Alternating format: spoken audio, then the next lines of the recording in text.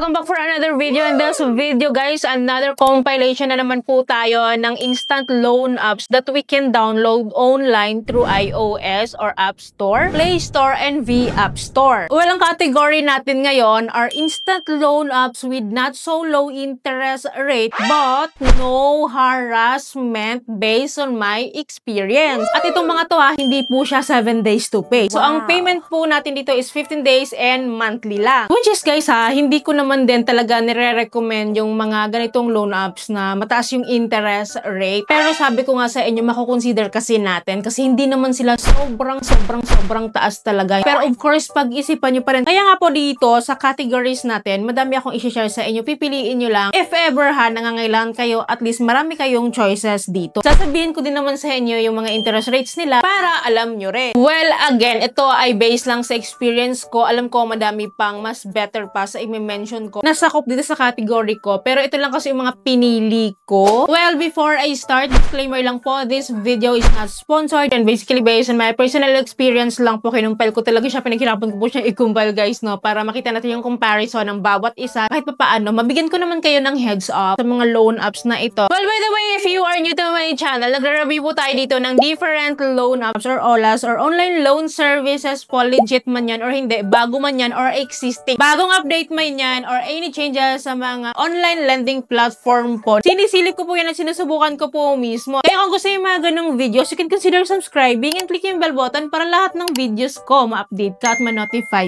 ka. Well, back to our topic. So, ano-ano nga ba yung ma-share ko sa inyong mga instant loan apps that are not so low interest rate but on my experience, no harassment siya at kahit papaano maaasahan siya, makakapangutang talaga. Well, I have here guys, may top 10. So, ang dami nito. So, at least marami tayong choices, diba? So, number 1 on my list, guys, is si Kusog Pera Loan App, which is downloadable po siya sa V App Store. So, abangan nyo kung babalik po siya sa Google Play Store kasi minsan po, bumabalik talaga siya dyan. Well, hindi po siya buong matatanggap kasi may service fee po siyang binabawas. Pero ang interest rate po na binigay niya po sa akin, 14.46% monthly po ito monthly po yung interest rates niya. Ang service niya po is 19%, binabawas po yun sa loan amount natin. Alam niyo ba maganda dito kay Kusog Pera Loan App? Based sa experience ko, kaunahan ako nag-try dito, na overdue agad ako at akala ko maharas talaga niya ako kasi overdue, diba? Well, to my surprise, hindi niya ako naharas at inopera niya pa ako, pinautang niya pa ako for the second time. Kaya masasabi ko na makakautang talaga dito. Well, maaasahan siya kasi kahit paano in times of or emergency purposes, makakautang siya and kahit paano hindi niya ako naharas. Well, second on my list, si Sitala Loan App, which is favorite ng lahat to. Pangmasa itong Sitala na napakatahimik, napakabait ng customer service na ito. Clearly, walang harassment po ito. Well, Sitala po is may interest rate po siya from 12% up to 15%. Monthly po ito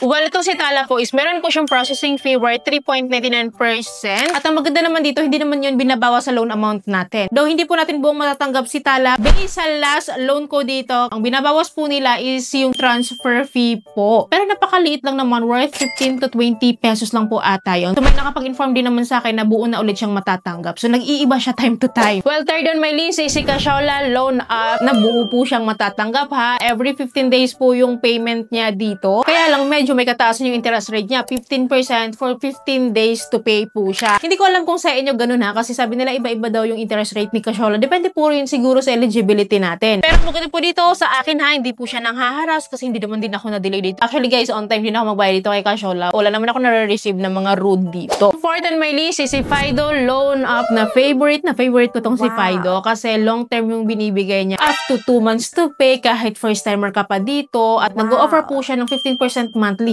Every 15 days po yung payment dito. Pero yung monthly interest rate niya po, aabot po siya ng 15%. At ang maganda dito, buo siyang matatanggap. Well, next on my list is si FT Lending na katulad ni Fido, buo din pong matatanggap. Kaya lang, medyo may kataasan din yung interest rate niya. Hindi ko din alam kung pare-parehas tayo kasi ang offer niya sa akin for the second time or third time na ata, is 36% monthly po ito. Though itong si FT Lending, ang payment po kasi nito every 15 days po. Kung 15 days lang natin siyang babayaran, bumababa naman yung interest rate niya into 21% sa akin So kung ako yung tatanungin nyo kung okay siya, yes, okay siya kasi buo siyang matatanggap at makakautang talaga. Pero ang hindi lang sa akin okay is yung talagang interest rates niya na medyo mataas talaga, aminin natin. Pero ang kagandahan lang talaga, bumabawi siya doon sa buong matatanggap. Well, 6 on my list is si Cashalo Loan loan app na legit po ito ha. At buo siyang matatanggap. Yun naman yung maganda dito. Ang offer niya po sa atin sa first timer po is 14 days. And then kapag second timer ka na, maa-unlock mo yung 30 days, 45 days to pay. And for me po, na-offeran niya po ako. Nagre-range lang yung interest rate ko po dito ng 15% up to 18% monthly po ito ha. Which is okay na din, diba? In times of need. So, 7th on my list is si TechCash